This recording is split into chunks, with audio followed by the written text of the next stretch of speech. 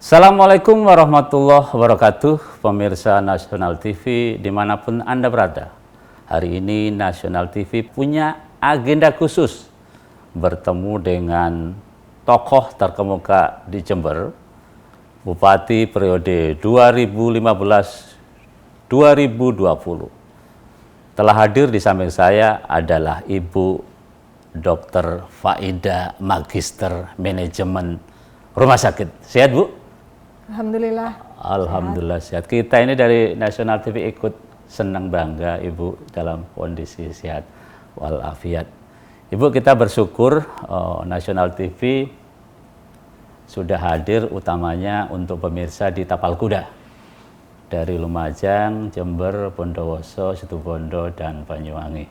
Ibu, sebelum kita dialog dalam, Ibu saya persilahkan untuk menyapa para pemirsa yang menyaksikan tayangan dialog khusus kita pada hari ini. Silakan, Ibu. Assalamualaikum warahmatullahi wabarakatuh. Apa kabar para pemirsa Nasional TV dimanapun berada? Salam sehat dan tetap semangat.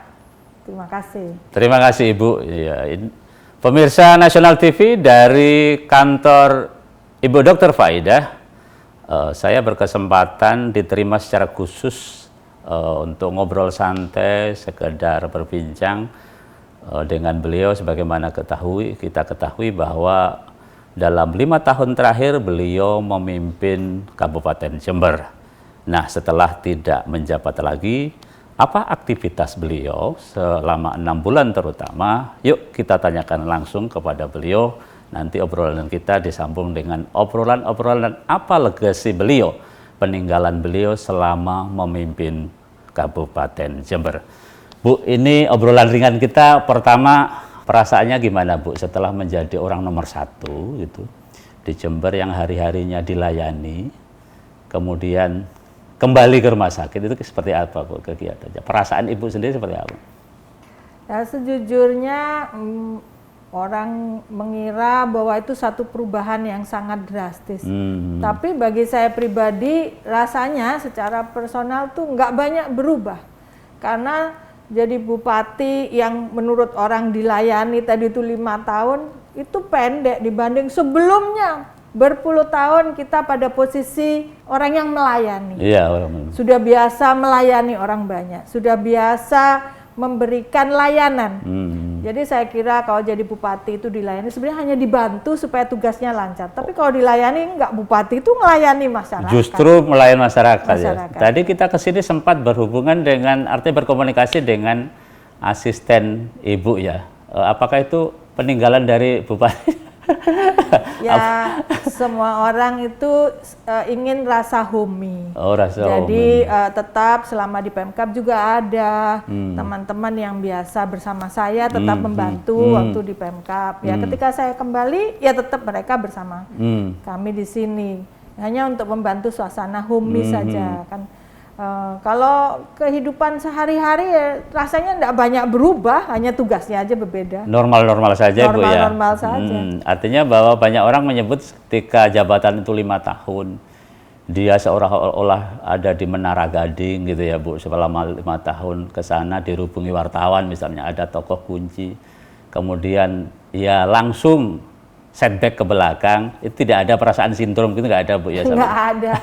Kita menikmati lebih fleksibel mengatur waktu untuk pribadi, banyak hal yang kemarin tidak terurus. Ini adalah kesempatan untuk mengurus hal tersebut. Dan saya pikir hidup itu bahagia bukan ketika jabatannya tinggi. Jabatannya tinggi. Hidup itu bahagia kalau bermanfaat kepada sesama. Pada sesama. Hidup itu bahagia, nyaman di hati hari-hari itu kalau hari ini kita berguna apa, kita membantu apa, kita manfaat apa. Itu ya. Apapun jabatannya. Apapun jabatannya, apapun fungsinya. Apapun selama fungsinya. Bermanfaat bagi orang lain, disitulah rasa bahagia. Is okay berarti, ya. Bu. Terus, Bu, selama kurun waktu 6 bulan ini, Ibu masih berkegiatan di politik atau total ya, artinya kembali lagi ke kegiatan profesional sebagai dokter itu? Kalau sebagai dokter saya sudah lama tidak berkecimpung. Sebelum jadi bupati juga saya sudah tidak lagi berpraktisi sebagai dokter, lebih banyak mengelola rumah sakit bersama keluarga, grup rumah sakit swasta di beberapa kota. Dan hari ini pun kami sepakat dengan tim apabila ada yang ketidakpuasan dengan hasil pilkada, saya sepakat dengan pendukung-pendukung saya. Yang nomor satu, di masa pandemi ini keselamatan masyarakat adalah yang utama. Jadi saya sepakat dengan tim-tim saya, tidak ada demo. Tidak ada demo dan saya bangga kepada pendukung saya, mendengar saya sepenuhnya dan tidak ada demo satupun. Walaupun saya tahu hati mereka sangat kecewa dengan hasil pilkada. Tetapi saya mengizinkan mereka melakukan cara-cara melalui jalur konstitusi, bukan jalur demo dan jalur kekerasan, karena itu mengganggu keselamatan masyarakat. Dan saya izinkan mereka melakukan jalur-jalur konstitusi, dan saya izin tetap bergerak untuk membantu masyarakat dan tetap di jalur-jalur sosial kemanusiaan. Jadi catatannya bahwa meski tidak lagi menjabat sebagai orang nomor 1 di Jember, berarti aktivitas pelayanan kepada masyarakat masih go on, berarti jalan terus gitu, Bu? Ya, kalau dulu rindu mau ketemu rakyat itu tidak selalu bisa dipenuhi. Kalau hari ini jadwal saya boleh atur. Kalau kemarin jadwal banyak yang ngatur, sekarang saya boleh atur untuk memenuhi rindu saya kepada masyarakat. Lebih nikmat mana, Bu, jadi bupati sama sebagai direktur RSUD?